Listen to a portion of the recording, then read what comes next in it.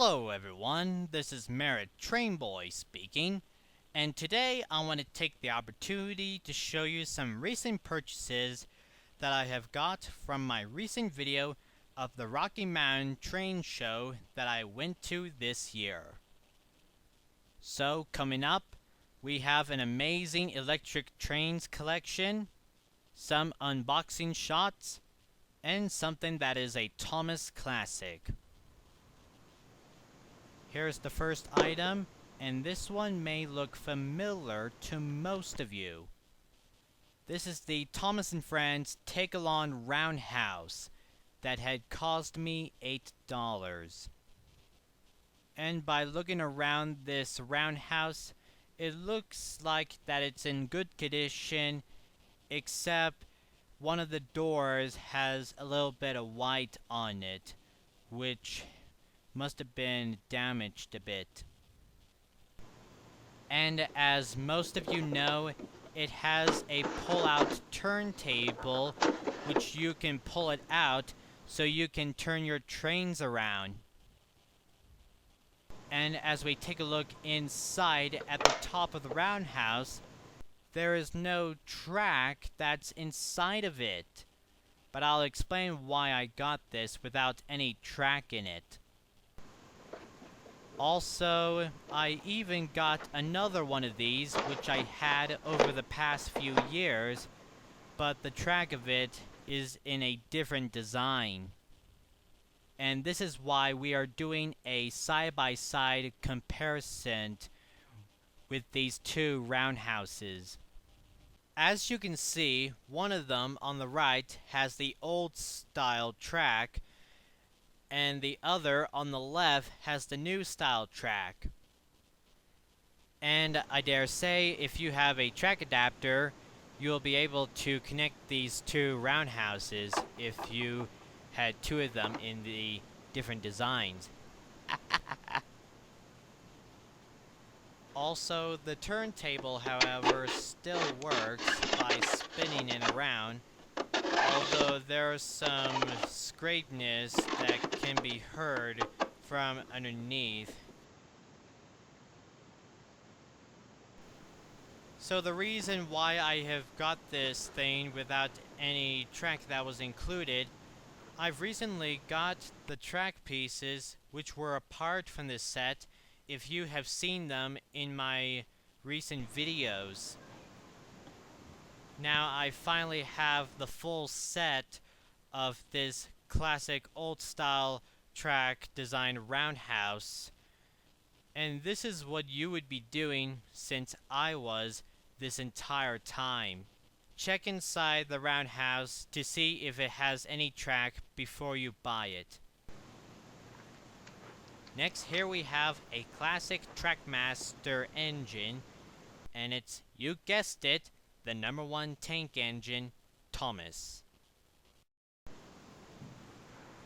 As we take a look around this engine, it looks like it's in good condition, only it's got a little bit of scuff on one side.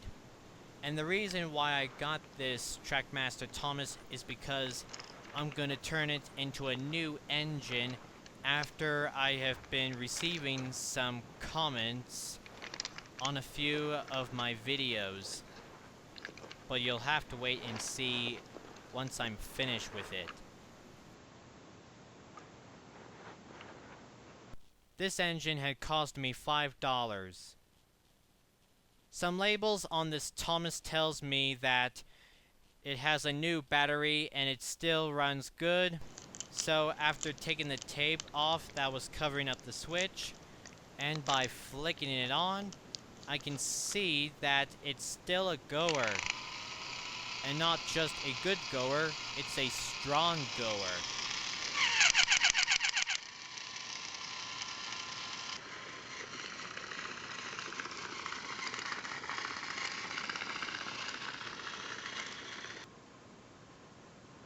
Next, we have something which is suitable for HO track. This is a HO track stopper or buffer, whatever you want to call it, and it just cost me $1. Underneath it, it tells me that it was made by Bachmann Trains and it's compatible for Easy Track.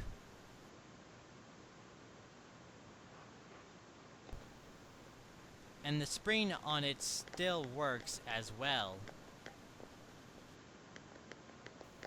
So with this little track stopper, I'll be able to add it to this little HO train layout that I have made, and it has a little siding where I'll add it to it.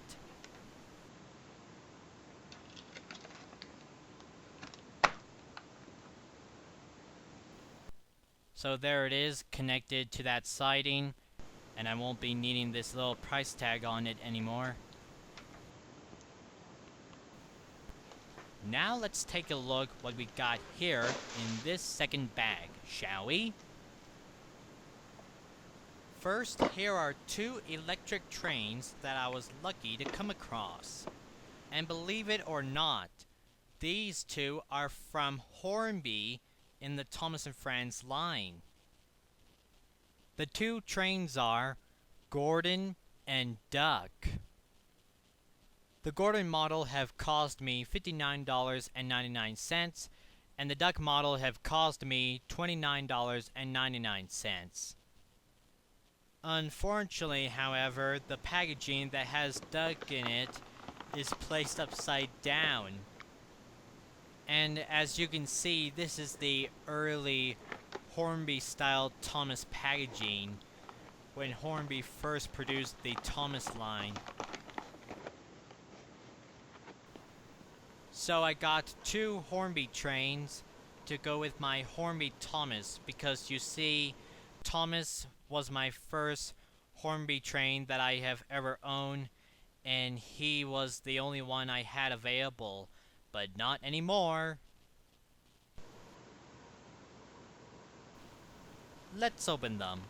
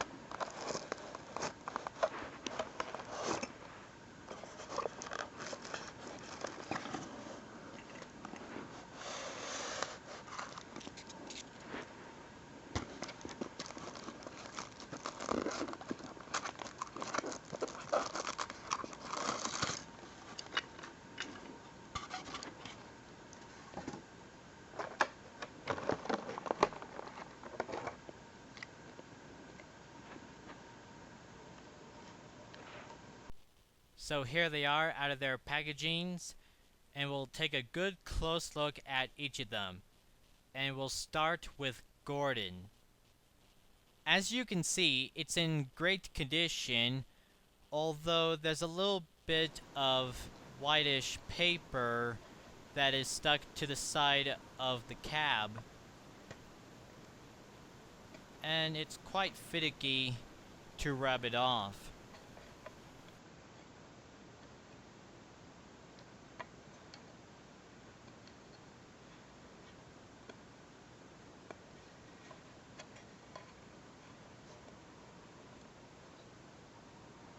Looking right here, you can see there's some metal pieces right on the connector between the engine and the tender, and I think that's supposed to be connected to have this engine be powered while it's on the tracks, but I'll let you be the judge of that. Also, one thing that I like about the tender is that it has that square lining at the back of it. To see the differences with this Hornby Gordon, let's compare it to a Bachman Gordon. As you can see, they both have different sizes and shades of the color, and the Hornby version appears to be longer than the Bachmann version. The faces look almost the same, part of the color, and the Hornby version has more realistic handrails, while the ones on the Bachmann version are just molded to the body shell. Also, the detailing in the cab of the Hornby version looks more exciting than the Bachmann version.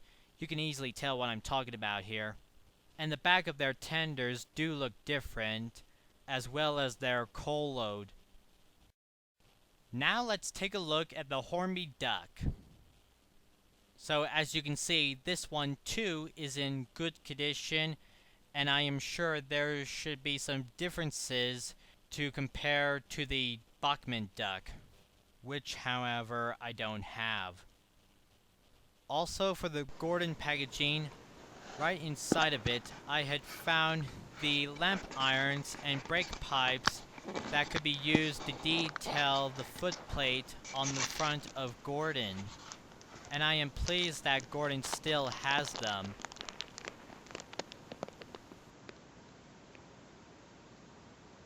So by using them to add on to the front of the footplate on Gordon, and also to the back of his tender as well, both Gordon and Duck are ready for a test run on my HO layout. First up is Gordon.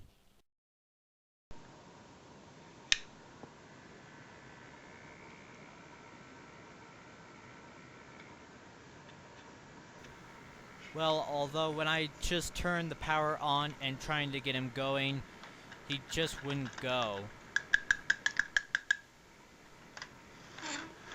I even tried to make sure that he is on the tracks properly.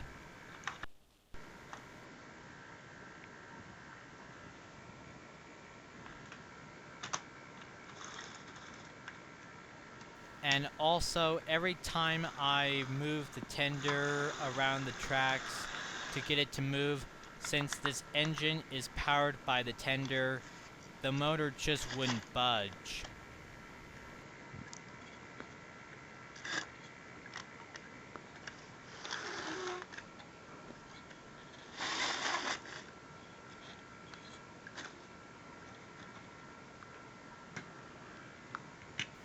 I even checked to make sure that the metal that is on the connector between the engine and the tender is connected properly, because that piece of metal is to help make this train run.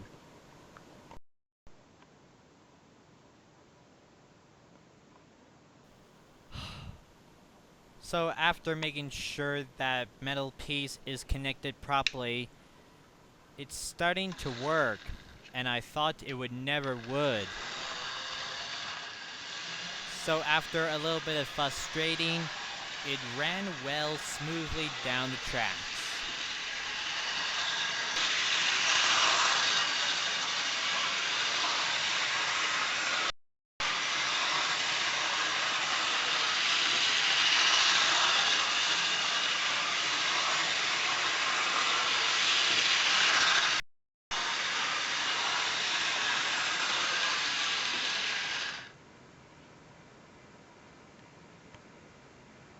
Now it's time to give the Hornby Duck a turn on the layout.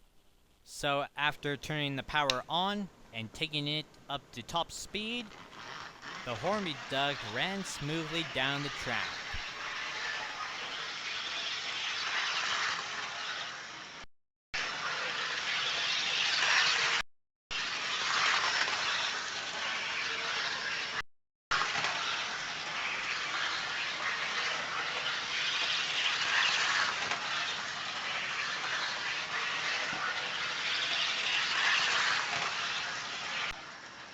I think that should be enough for now, so let's just move on to the more recent purchases. So now here's our next item after looking at the Hornby trains, and this one that I got is a Bachman Thomas, but it's not just a regular Thomas. This is the Bachman Thomas with the active sound system. Although the packaging has a yellow sticky note that says sound, and it was covering up the Thomas & Friends logo. I've paid $65 for this model. And one thing that I like about this Thomas is that what the regular Thomas doesn't, the coupling hooks are colored black. I'm not going to take him out of the packaging because I haven't got any reason to do so at the moment. Next we have another Bachman Thomas, but this one too is a different Thomas. This is the Celebration Thomas, which had cost me $45. I have been dying to get one of these models since it was released last year and it was supposed to celebrate the 70th anniversary of Thomas & Friends, which although it was last year. And it was because I just love that metallic blue paint that it's got. Like the Sound Active Thomas, I'm not going to open it up because I want to save it for a special video that I'm planning to do. Stay tuned for details on that. Now let's have a look in this last bag.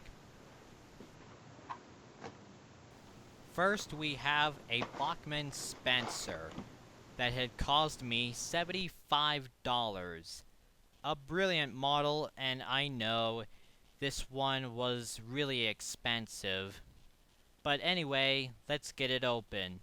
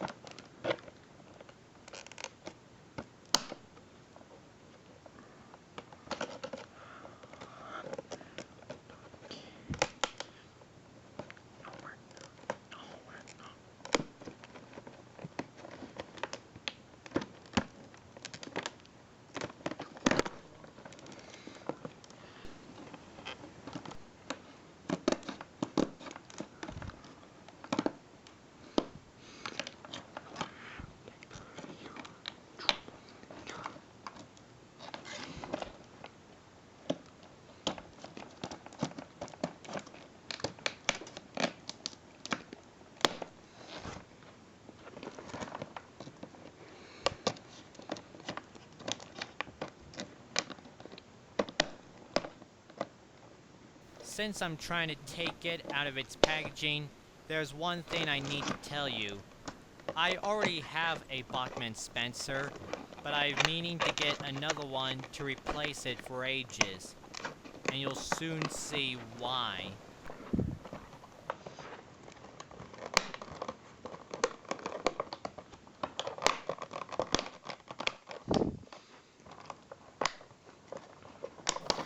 I didn't allow attending on buying Spencer, but I just got him anyway.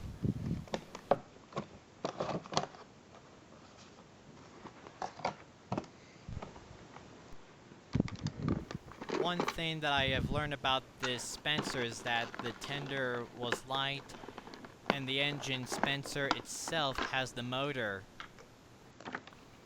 So here's Spencer out of its packaging, and you'll see why I needed to replace him by doing a side-by-side comparison. If you can't tell which is which, the new Bachman Spencer is on the left. Looking at the two models side by side, you can see why I wanted to replace him. Ever since I had my Spencer, he has a lamp iron which has been broken off, and his eyebrows were scratched, and the hook-a-loop coupler on his tender has been pulled away. Other than the eyebrows, the faces are quite similar, although there's a little bit of curvedness at the bottom of the eyes on the newer model, while they're a bit hard to see on the older model.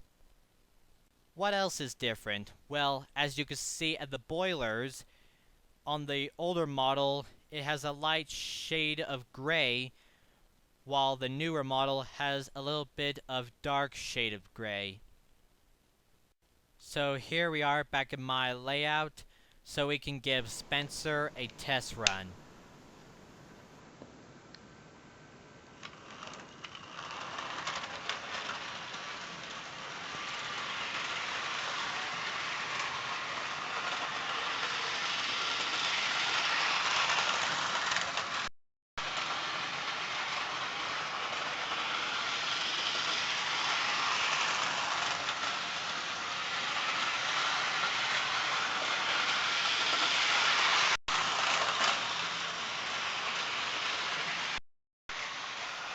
Well, I have to say that was a good run for Spencer. Here is the last Bachman item now, which had caught my eye, and it had cost me $20. This is the Bachmann Sodor mail car, but this one in particular is the old version of it, because it has the words Sodor mail, just like you would see in the live-action series of Thomas and Friends. Also, you see, I already have a Bachmann mail car, but now since I have the actual 2, I'll be able to have a proper mail train. And that was the same car with the words on it. So without any further ado, let's get it open.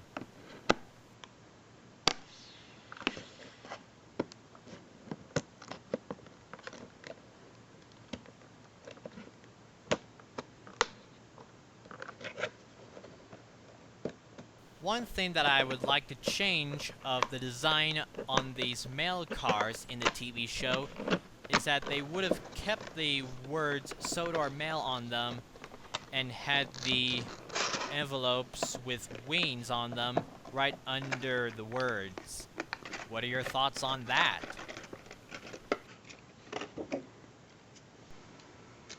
So here's the mail car on my layout, and it's being coupled up to Percy and the other mail car, and let's give it a ride.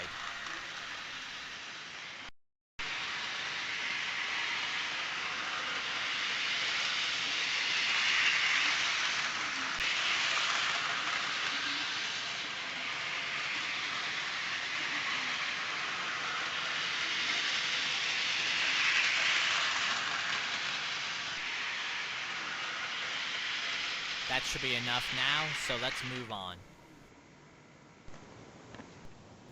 Now, here is something which I wouldn't usually be interested in, and it's these books. These type of books are from the Thomas the Tank Engine book club range.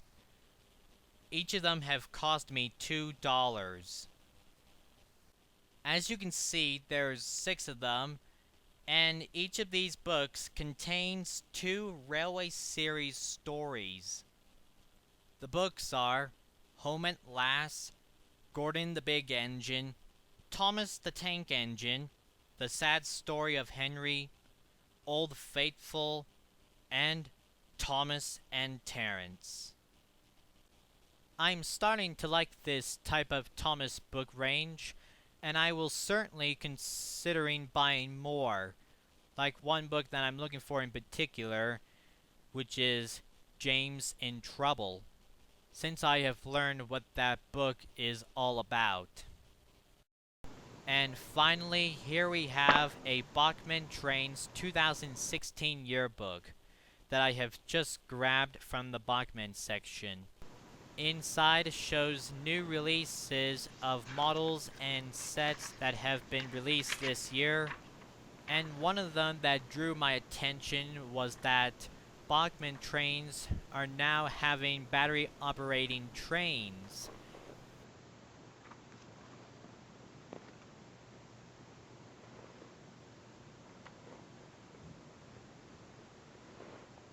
And not only that, they still have some trains and rolling stock which are still being worked on. And I don't know when the final product of them will be released. Probably next year or in a few months.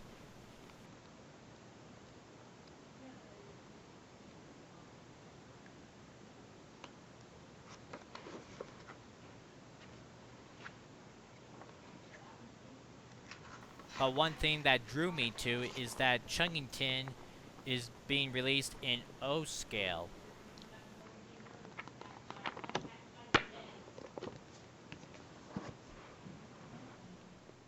That's all the recent purchases that I got from the train show this year. So stay tuned for some new Thomas remakes that I'll try to work on. And until next time, this is Merritt Train Boy signing off.